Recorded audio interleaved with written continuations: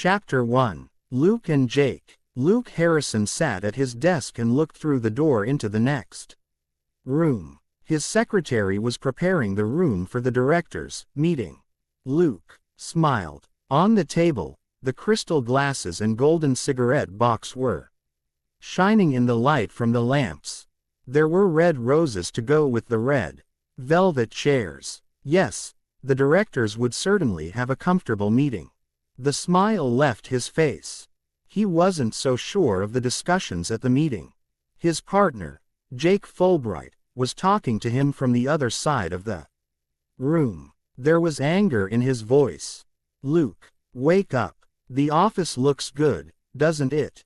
Our company is going well, isn't it? Together we've done a good job.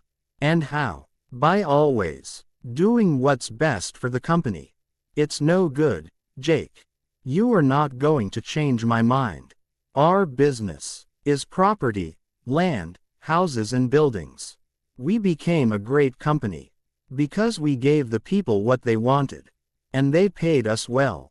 Now, our city wants us, and for a good cause. We have to give them what they want. A children's home. There is more to success than money, Jake.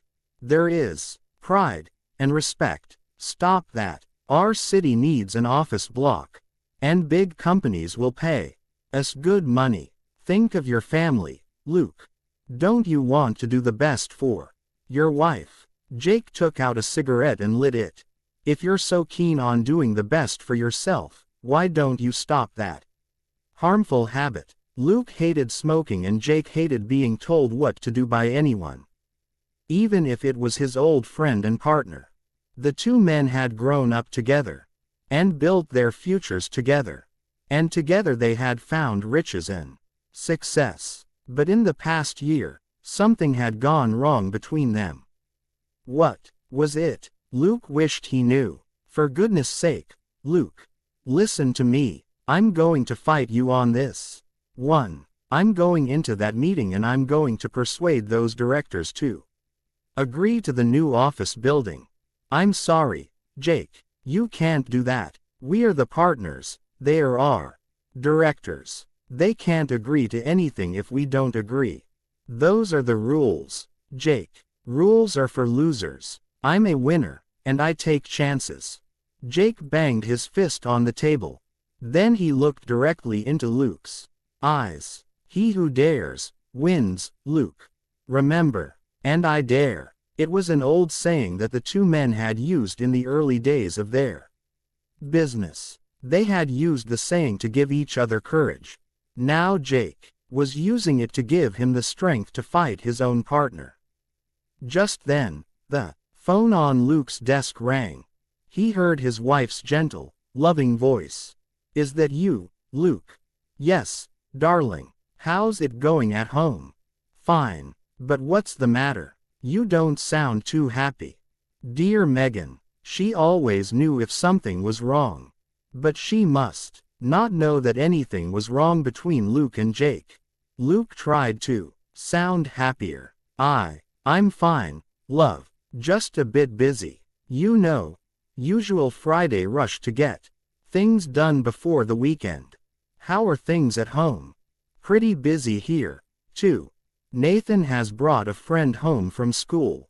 Can't you hear them? They are playing upstairs. And I've got your favorite dinner, beef curry. It's nearly ready. So what time are you coming home? Listen, Megan, love. I'm sorry, but I'm going to be late. There's a meeting this evening. Oh, Luke, not again. Oh, darling, you've been working too hard lately. Try to get home and relax. We miss you. I know, love, and I'll be home as soon as I can. Luke put the phone down.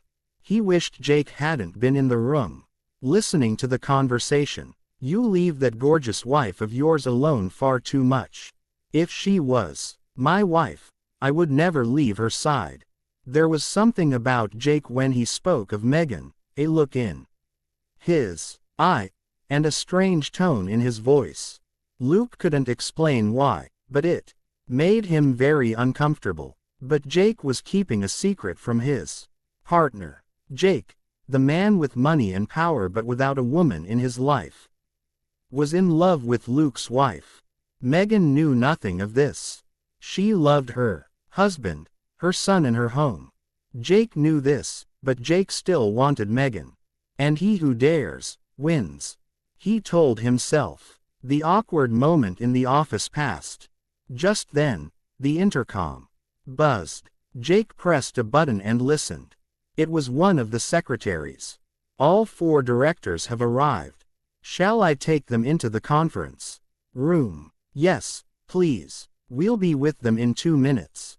Well, Luke, this is it. They are all in there.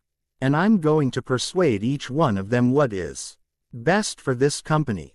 Big luxury offices that will bring us heaps of money. Jake looked at Luke. He was daring him to answer. Then he picked up his cigarettes and walked out of the room. Chapter 2. The Accident. Jake was the first to leave the meeting. His face was red with anger. The directors had not agreed to the idea of constructing a new office building.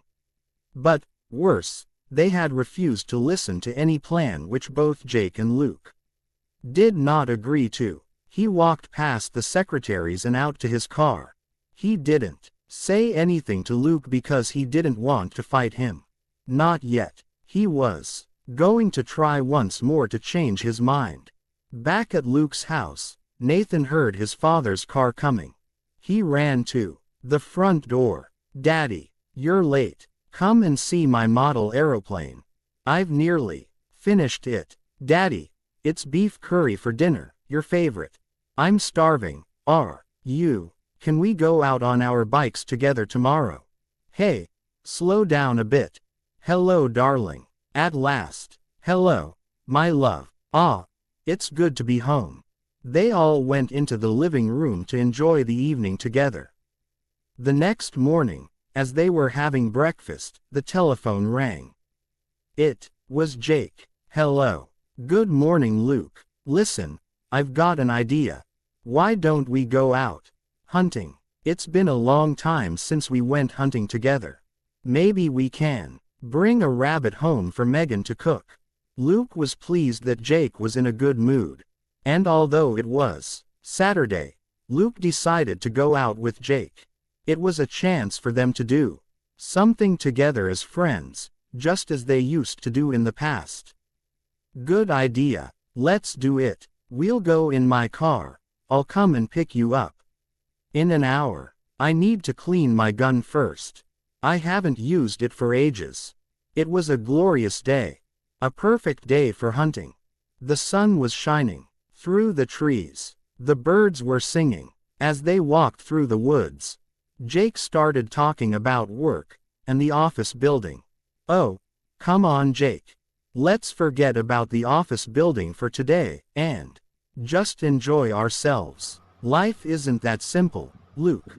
We have to pay for everything, even days out in the woods. That's why we can't afford to build children's homes." "Luke, Jake, I told you. The city needs the home, and we have almost promised we are going to do it. It's the right thing to do. The right thing to do is what's good for us, not the others. Come on, Jake, let's just hunt rabbits. Now, what's that I see over there? Looks like a nice tasty dinner to me." Luke picked up his gun. So did Jake. But Jake wasn't looking at the trees or the rabbits. The bullet from Jake's gun flew past Luke's face. "For goodness sake, what are you thinking of? You almost killed me." "I'm sorry. It was an accident. I touched the trigger by mistake. I'm very sorry. Look, I think it's time we went home.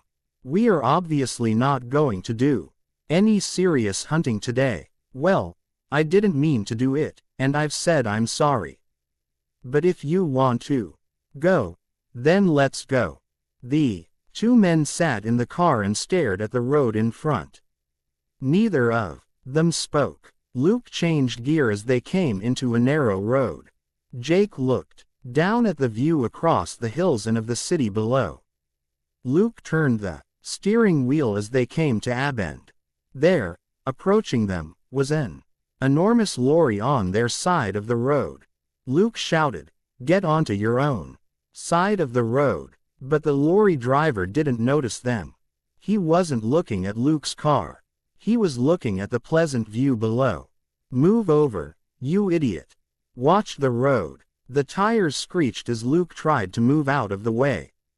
But the lorry just came towards them. Luke turned the steering wheel again, fast.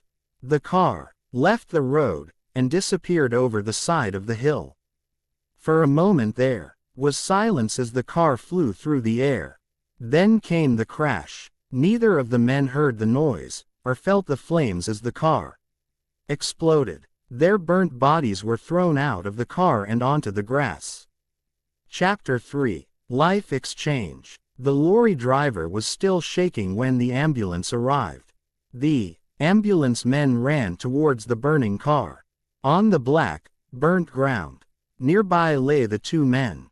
They were lifted into the ambulance and taken to the city hospital. The ambulance men pushed them on trolleys into the casualty department. A nurse stood with them as they waited for the doctors to come. As they lay on their trolleys inside the hospital, one of the men made a noise. The nurse spoke to him. "Hello. Can you hear me? Can you tell me your name?" The burned man turned towards his burned friend on the other trolley. He put his hand onto his friend's hand. J-A-K-E. But that was his last word. He died with his hand in the hand of his friend. "Can you hear me? Jake, did you say?" The nurse lifted the dead man's hand away from his friend's and laid it across his chest. Megan looked at the clock and told herself not to worry. Luke was probably having a drink with Jake. He would be home soon. The telephone rang. "Hello, hello. I'd like to speak to Mrs. Megan Harrison, Luke Harrison's wife, please." "Yes, that's me. Who's speaking, please?" "I'm Police Constable Smithers, from the city police station." "Mrs. Harrison, there's been an accident. A car accident, rather serious." Megan caught her breath. "Oh, no. He isn't. Now, keep calm. Your husband is alive, but he is very badly hurt. Now, can you come straight to the casualty department at the city hospital? Please. Would you like me to send one of my men to come and get you?" "No, thank you. I'm coming now, right away." Megan drove, praying all the way. "Oh, please God, let him live. He's such a good man, a good husband, a good father." She fought her tears as she drove to the hospital. She quickly found the policeman at the casualty department. "Hello, Mrs. Harrison. Now, try to relax. I know it's difficult. Your husband's car crashed and went off the road. It was quite bad. The car caught fire and the two men were badly burned. We found the number plate of the car so we were able to find its owner. One of the men died. We were able to identify your husband because he was holding his wedding ring in his hand. A nurse will take you in to see him." Shortly afterwards, a doctor came into the room. He sat down on a seat next to Megan. "Mrs. Harrison, I'm Dr. Ramsey. I've been looking after your husband." The doctor looked kindly at Megan and held her hand. "We are doing everything we can to save him, but he's in a coma, so he won't know you're here." Is he going to die, doctor?" "We hope not, but we must prepare ourselves." Megan could no longer see the doctor's kind face. Her eyes were filled with tears. "Oh, doctor, what about his friend, Jake?" "There was nothing we could do for him. He died when he arrived here at the hospital. Now, come with me. Your husband is covered in bandages so you won't see much of him. But we all believe it helps the patient to have a loved one nearby, even when they are in a coma." Megan followed the doctor to a small side room at the end of a ward.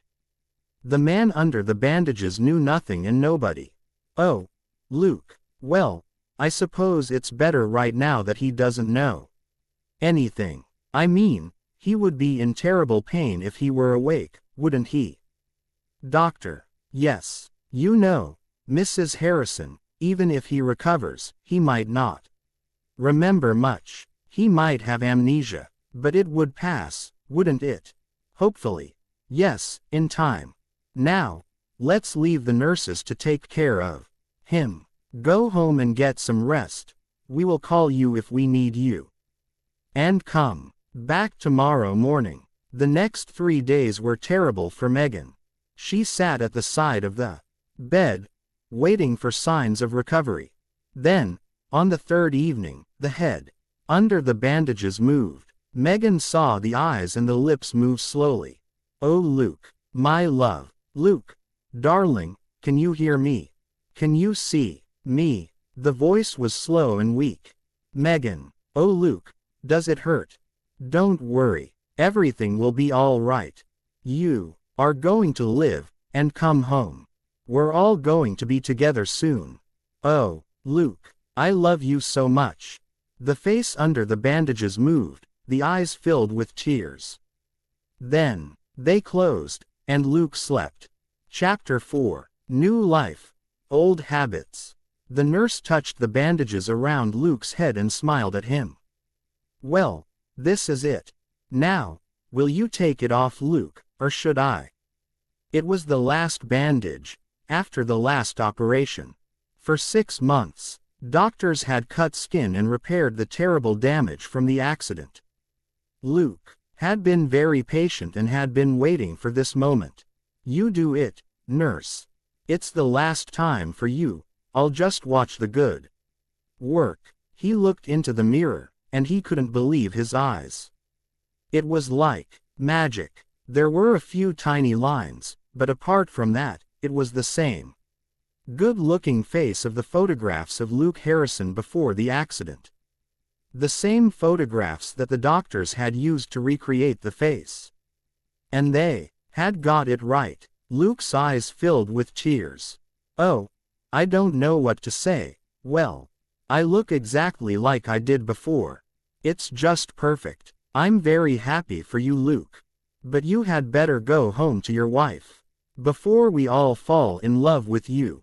And here she is. Megan walked into the room, carrying a suitcase to take his things home. She put down the case and threw her arms around him.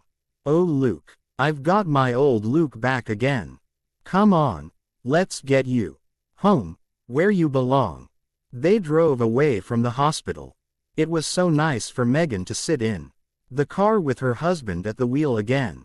But she noticed that Luke suddenly seemed sad. What is it, love? Aren't you happy? Yes, but I'm so sorry that Jake didn't have the same luck. Do you mind if we stop at the cemetery? I'd just like to see his grave. Megan wondered why he didn't want to go home first. But it was true. Luke had not yet actually seen the grave of his old friend and partner. He had been very sick at the time of the funeral. Of course, love, we'll stop off first and buy some flowers. At the graveyard, Megan put the flowers onto the grave. Then she stepped back to let Luke have a moment alone. Luke went down on his knees and cried, "Oh Jake, my true friend, why was it you and not me? How can I live without you? I'll never forget you, never." Megan waited for a little while, then she went and took him away from the grave. They walked back to the car in silence. Luke drove them home. As they walked to the door, Nathan ran out. He threw his arms around Luke. "Daddy. Oh, Daddy, I'm so happy you're back." Nathan pulled Luke by the hand and took him into the living room. "I want to see you here, by the fire, just like the old days." "Oh Daddy, I've missed you so much. I'm going to make sure that nothing bad ever happens to you again." The family had dinner together. Megan poured them all some wine. "Here's to our family, together again. And forever." Nathan couldn't stop looking at Luke, and Megan's eyes were shining with happiness. After the meal, Luke put his hand into his pocket. He took out a packet of cigarettes and lit one. Megan and Nathan both spoke at once. Daddy, Luke, you are smoking. But you've never smoked before. You've always hated it. Yes, I know. Don't do it, Daddy. It's bad for you. Hey, you too. I'm sorry, darling. We didn't mean to complain. Megan got up to get an ashtray. Nathan picked up the packet. Jake used to smoke those. Megan took the packet from Nathan and handed the ashtray to Luke. Thank you. I expect it's a reaction. The shock from the accident is making me want to smoke. Well, let's hope it will pass. Anyway, it's wonderful to have you back. Now, shall we go and sit by the fire and watch a film together? Chapter 5. Strange Caller. Welcome back. The secretaries, the directors, the cleaners, all the office staff stood in the office, waiting for Luke. As he walked through the door, they cheered and clapped. Luke's personal secretary, Mary, came up and kissed him. It's wonderful to see you. We've all been waiting for this day. Luke went into his office with Mary. She explained some of the things that were happening in the company, and showed him the files with all the information he needed. Then the directors came in for a short meeting. The company had managed very well without the two partners, but everyone was glad to have one of the heads of the company back in control. After he had spoken to all of them, Luke sat in his office. It was strange. He was alone. Now, there was no partner sitting across from him.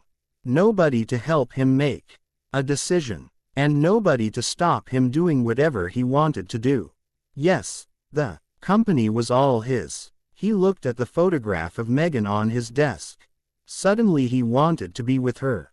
He went out and bought some flowers and champagne. Then he went home. Hello, darling. You're early. What a nice surprise. Oh, what lovely flowers. Megan put the flowers into a vase. She carried the vase into the hall and put it on the table under her favorite photograph. It was a photograph of Luke, handsome, happy, with kind smiling eyes. Later that evening, they drank the champagne together. To a wonderful new start. Cheers, darling. Cheers. And to my next business deal. What's that, darling? The new building for the children's home. No, to the new office building I am going to build. Right in the middle of the city center. Office building. But I thought you didn't want the office building. Well, I do want the office building, now. I am going to name it after Jake. The Fulbright Center. Luxury offices. But you wanted the children's home so much. And the city is expecting you to build it. Luke looked at Megan. His eyes were wet with tears. I must do this, Megan. It was Jake's last wish before he died. Well, I can understand those feelings in your private life. But, Luke, do you think you should listen to your feelings and emotions in your business life? He was my partner, Megan. He died and I lived. I owe him this. Just then the telephone rang. Luke went out into the hall to answer it. He picked up the phone and heard a strange noise. It was a voice. Well, like a voice, but strange. It seemed very far away, but at the same time as if the speaker was standing right next to him. He looked at the flowers on the hall table, and he tried hard to recognize the voice. Why? Tell me why. Luke didn't say anything. He waited to hear more. Why are you doing this? Why are you doing this? The voice got stronger as it repeated the question. Why are you doing this? Luke was frightened. Very frightened. He put the telephone down. At the same moment he looked at the photograph above the table. Megan's favorite photograph of her happy, smiling Luke. The photograph moved. It clearly moved from side to side. Then it moved forward, away from the wall. Luke stared in horror as it crashed down to the floor. Tiny pieces of Glass and Tom pieces of photograph flew across the hall. Megan rushed out into the hall. What's that? What happened? Oh, my photograph. Luke was white and frightened. But he answered Megan. I'm sorry, love. I lifted my arm up. I knocked it off by mistake. I'll clear it up. Megan looked at him. She was a bit worried. Don't worry. I'll do it. You look tired, dear. Go and sit down. Remember, it was your first day back at work for a very long time. I'll make us a drink and we'll go to bed early. Chapter 6. Suspicions. Cheers, darling. And a happy birthday. Megan lifted her wine glass and looked into Luke's eyes. And many more of them, together. She kissed him, and they drank their wine. Nathan looked at the barbecue. Not too many more glasses of wine, Daddy. Look, you're burning the steak. Luke turned to the barbecue, and moved the steaks to one side. Hey, you used to be really good at cooking barbecues. What's happened? Too much wine. Quiet. Nathan. Luke, you don't look too well. Are you sure you're all right? Here, I have some beef curry for you over there. That should make you feel better. But Luke didn't eat the beef curry, or any of the barbecue food. Megan was worried. Darling, really, what's the matter? It's okay, Megan. I'm just not very hungry. The telephone rang. Luke went to answer it. A familiar voice spoke to him. Happy birthday, partner. An echo from the past. Luke's face became white with fear. He put the phone down and walked back into the garden. Megan saw the color of his face. Luke, love, what is it? You look terrible. Who was on the telephone? Nobody. It was a wrong number. Well, come over here and cut your cake. Okay, everyone. Here he is. Happy birthday to you. Happy birthday to you. Happy birthday, dear Luke. Happy birthday to you. All the guests cheered and clapped. Luke cut his cake and handed everyone a piece. Soon, he was laughing and joking with them all. Later in the evening, Megan told Nathan to go and have his bath. Oh, Mum, all right. I'll go if Daddy will come up afterwards and say good night. Of course I will. And tell me a story. Yes. Now you go and have your bath. Nathan came out of the bathroom, clean, tired and happy. Luke was sitting on his bed, waiting for him. Hey, Daddy, aren't you glad you had that birthday? I certainly am. Daddy, will you tell me that story? You know, the one about the fisherman and his wife. The way you used to tell it, with the funny voices. What story is that, Nathan? Oh, you know, Daddy, our story. I'll be the fish, and you'll be the fisherman. I don't think I know that one, Nathan. Oh, don't tease me, Daddy. Of course you do. We've done it 1,000 times. Well, I suppose I just don't remember it, then. Nathan looked worried. Was Daddy joking or not? Daddy, you can't have forgotten it. It's like forgetting your own name. Or who you are, or Mummy, or me. Well, it looks as if I have forgotten it. Shall we have a different story? Shall I read you something from a book? Well, yes, if you say so, Daddy. Nathan listened to the story and then Luke said goodnight. Nathan heard him going downstairs. Then he lay in bed, worrying about his father. Something was wrong. Why didn't he know how to do the barbecue? Mummy was worried too. She hadn't said anything, but Nathan knew. He was watching and listening. And who was phoning him? Why was he upset after the calls? And what about the story? He must know it. He listened to his parents talking.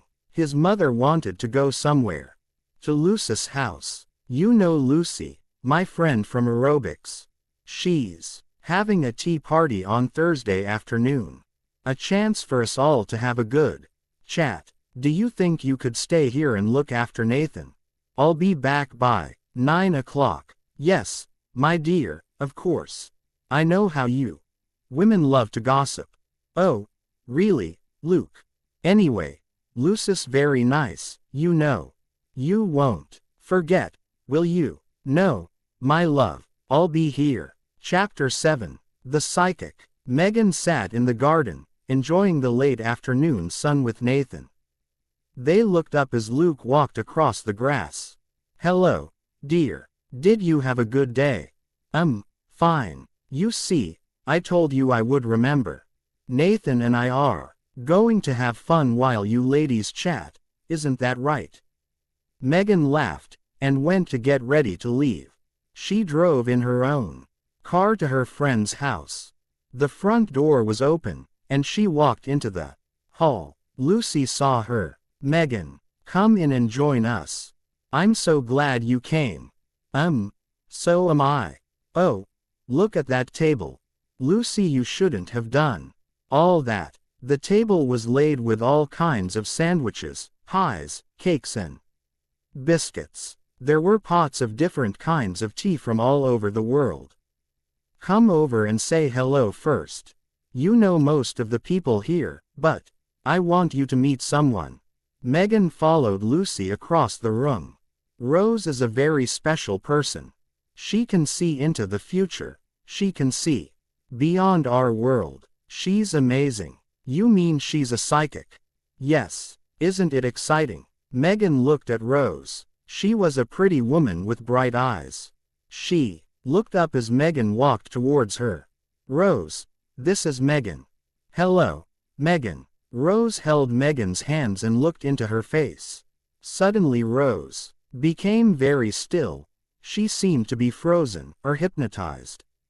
She stared deeply into Megan's eyes, and when she spoke, she sounded shocked. Oh, my God, your husband is dead. No, he can't be. He's at home looking after our son. Megan took away her hands and Rose's face turned white, her eyes closed, and she fell to the floor. Lucy ran to her. She's fainted. She has seen a death. It can't be true. I left him half an hour ago. Megan ran from the room, into the hall. She picked up the telephone and dialed her own number. Luke answered. Hello, Luke, is that you? Well, yes. Who did you think it would be? Oh, nobody, nothing. I just wanted to check that everything was all right. Megan, I am able to look after a 7-year-old boy, you know. Megan walked back into Lucy's living room. Rose was sitting on the settee, drinking tea. Nobody said any more about it. Megan tried to forget about it. She had something to eat, and chatted with different people. When she was back at home that evening, she told Luke what had happened. Luke became strangely angry. Why do you listen to these stupid old women? I knew you shouldn't have gone there. Come on, Luke. There's no need to get angry. She isn't a stupid old woman and she didn't mean to hurt anyone. Hurt. The woman is dangerous, filling your head with lies. And you, silly enough to believe her. Luke, please don't shout. Nathan will hear you. But Nathan had already heard them both, and he was frightened. Mummy, come up and say good night. I'm coming, love. Upstairs in his room, Nathan was almost in tears. He put out his arms and held Megan tightly. Why is Daddy so angry, Mummy? What's the matter with him? He's not the same. He couldn't do the barbecue. He doesn't even remember our fisherman story. Don't worry. It's because of the accident. He's lost a bit of his memory. The doctors told me that might happen. But why is he angry about the lady at the tea party? I don't know, darling. I expect it's all because of the accident. He was very ill for a long time, but he'll get completely better soon, don't worry. What about the people on the telephone? What people? There is nobody on the telephone, darling. You are imagining things. Now, it's very late. Time for boys to be asleep. And you've Got the football match tomorrow, haven't you? You'll need lots of energy for that if you want to win. We will win, Mummy. You'll see. I'm sure you will. So, go to sleep, now. Megan kissed Nathan, and turned off the light. Chapter 8. The Past Strikes Back. Luke left for work early the next morning. He was still annoyed about the psychic at the tea party. He was also embarrassed about the quarrel he had with Megan, and ashamed that Nathan had heard them. When he got into his office, he sat at his desk and looked out of the window. He telephoned Megan, and asked her to come to the office later.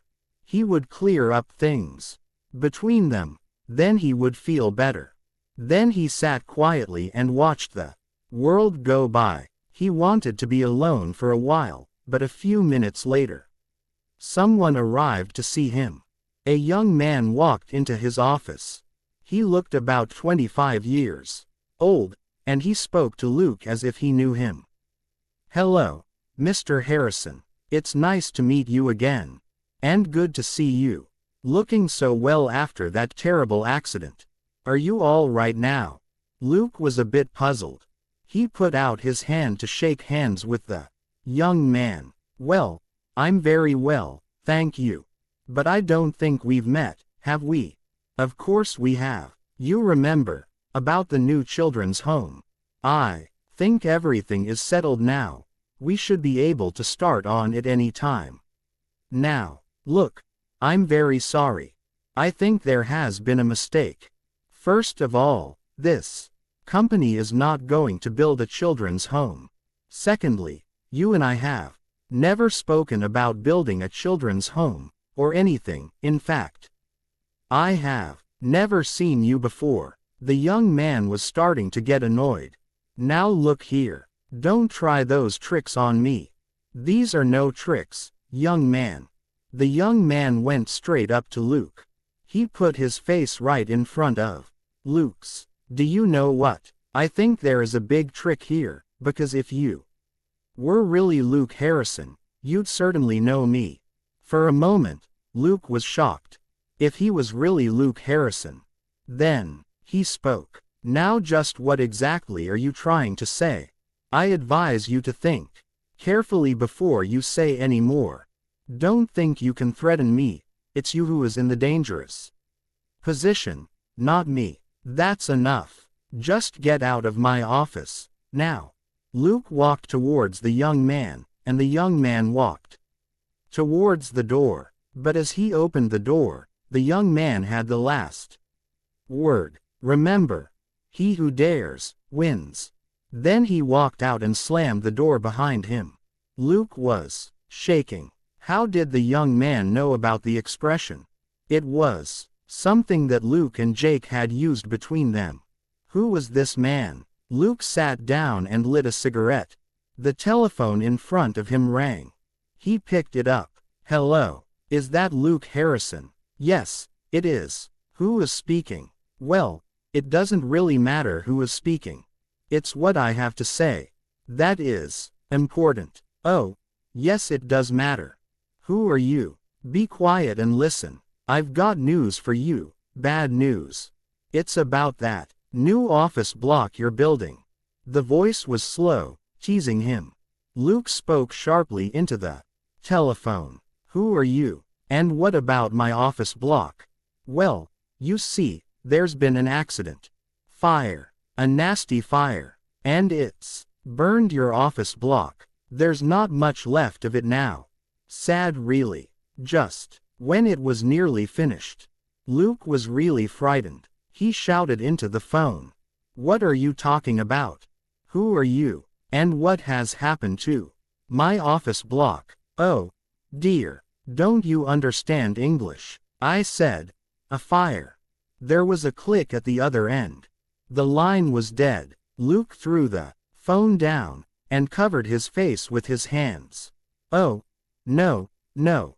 It can't be. No." He stood up, pulled his jacket off his chair, and ran out of the room. Mary looked up from her typewriter in surprise. "Are you going out, Mr. Harrison?" Don't forget the meeting this afternoon, will you? But Luke wasn't listening. The door slammed, and he was gone. Chapter 9. Great-grandfather's clock. Megan sat at the other side of the desk and talked to Luke's secretary. Megan liked Mary. She was glad that Luke had someone like her to look after him. I was at home, cooking, and Luke telephoned me. He told me to come here because he had something to tell me. That's funny, because he isn't here. He went out in a hurry. But why? Don't you go and wait for him in his office? It's more comfortable in there. Yes, I think I will. She went and sat down in Luke's office. Then she noticed something. Oh, that's strange. His clock has stopped. It has never stopped in all the time he's had it. She walked over and looked at it. Luke had always loved the clock. It had belonged to his great-grandfather. It was a beautiful wall clock with a pretty brass face and old numbers. It had a long pendulum, which gave a gentle tick-tock, and now, for the first time, it had stopped. Well, this will not do. You have to tick, my old friend. She opened the clock. There was a little key inside the door. Fancy Luke forgetting to wind you. He must have a lot on his mind if he forgets that. She reached down to the bottom of the clock to get the key, and she found a pile of papers. She laughed. Well, really, Luke, you are getting worse. You have an excellent secretary to look after your papers, and you leave them in an old clock. Whatever will you do next? Megan took the papers out. They were contracts, for agreements and business arrangements for the last 2 years. Now Megan was puzzled. Why on earth would he do this? These are important contracts. They shouldn't be in a clock. She looked down at the papers. They had the signatures of the people Luke had made the agreements with. Signatures, stamps, dates. Then Megan noticed something else. But what on earth? This isn't Luke's signature. This is Jake's. And so it was. J.S. Fulbright. No sign of Luke's name. Megan had seen the signature many times before, on papers both Luke and Jake had signed. But these papers must have been signed in the last 2 years, after Jake died. Why is he using Jake's signature? Why isn't he signing in his own name? Then Megan realized something else. Only Jake could write that signature. It was a very personal one. Luke had often joked with Jake about it. Eccentric. Luke had called it. Well, it certainly was a strange signature. And certainly only one person could write it. And that was Jake Fulbright. But why? And how? Jake is dead. Jake has been dead for 2 years. Now, hasn't he? Then Megan felt a sick feeling in her stomach. She looked at the ashtray and cigarettes on the desk. Jake's brand of cigarettes. She heard a voice in her head. The voice of the policeman in the hospital. We identified your husband because he was holding his wedding ring. Not wearing. Holding. Megan remembered the many strange things that her husband had done since he came home. Building the office block, not the children's home. Forgetting Nathan's story, not liking beef curry, smoking. Your husband is dead, is what Rose at the tea party had said.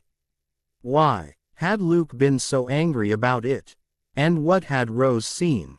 Something was wrong, horribly wrong. Megan took the contracts with Jake's signature and put them in her handbag. She was going to show them to Luke tonight. She was going to demand an explanation. The man she had brought home from the hospital was not her husband. Of that, Megan was sure. But she wasn't sure what to do about it. And what did it all mean? Where was the real Luke? Megan remembered the strange telephone calls. Luke had been very frightened. Who had telephoned him? Suddenly Megan was very frightened. 2. She picked up her keys and went out of the office. She walked past Mary. Are you leaving? Mrs. Harrison. Yes, I can't wait any longer. Tell Luke, when he comes in, that I'll see him at home. All right, Mrs. Harrison. See you soon. Yes, Mary. Goodbye. Chapter 10. The Chase. Megan came home, tired with worry and sick with fear. She went to the drinks cupboard and poured herself a large brandy. She needed to calm her nerves, and to be able to think. Nathan came home from school, tired from a long day. Megan put him to bed early. She didn't want him to hear anything of the conversation she was going to have. When Luke came home he was dirty, black from the scene of the fire. He was tired and shocked. It had been a terrible fire. And Megan knew nothing of it yet. She asked him why he was so dirty. It's from a fire, Megan. My new office building has gone. It has been completely burnt. But Megan did not run to his side to comfort him. The brandy gave her extra confidence. She asked a question. Who did it, I wonder? Have you found out? Luke looked at her in surprise. No, not yet. Megan went and poured herself another brandy. She did not pour one for Luke. Instead, she moved around the room. She felt the brandy inside her, making her warm and making her head very light. As she walked, she knocked something from a small table. It crashed to the floor and broke. Oh, no, my lovely statue of the flower girl. Oh, now what am I going to do? Luke spoke to her sharply. Oh, come on, Megan. It's only a little statue. I'll buy you another one. Another one. There could never be another one. You don't remember buying it for me, do you? Go on, tell me. Where did you buy this present for me? Oh, Megan, I don't know. What's the matter with you? It's really not important. Well, that's where you are wrong. It's very important. And so is this. Megan picked up the contracts with Jake's signatures and threw them onto the table. Luke's face went white. Where did you get those? Never mind where. You tell me where Luke is. Because you are not Luke. You are Jake. You. But Megan didn't finish her sentence. She stepped back, away from him, because his hand came up, ready to hit her across the mouth. Megan cried out, "No, don't you dare." For Megan this was the last and final proof that the man in her house was not her real husband. And now that she knew his secret, he was dangerous. Megan ran from the room and out of the house. She got into her car and drove into the road. She needed to be away from him, and to think. But what now? What can I do about it? It started to rain. Megan slowed the car down and looked into her driving mirror. His car was right behind her, following her, chasing her. Get away from me, can't you? Ah, I know. I'll take that tiny road that goes to the cliff top.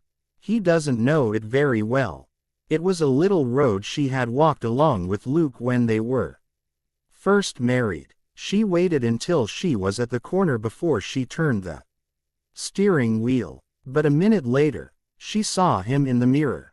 Now he was driving, angrily, and getting nearer and nearer. He was chasing her as a fox chases a rabbit, the animal and his prize. And Megan was his prize, and he wasn't going to lose her. Not now. Not after all this. She was driving faster and taking the comers well.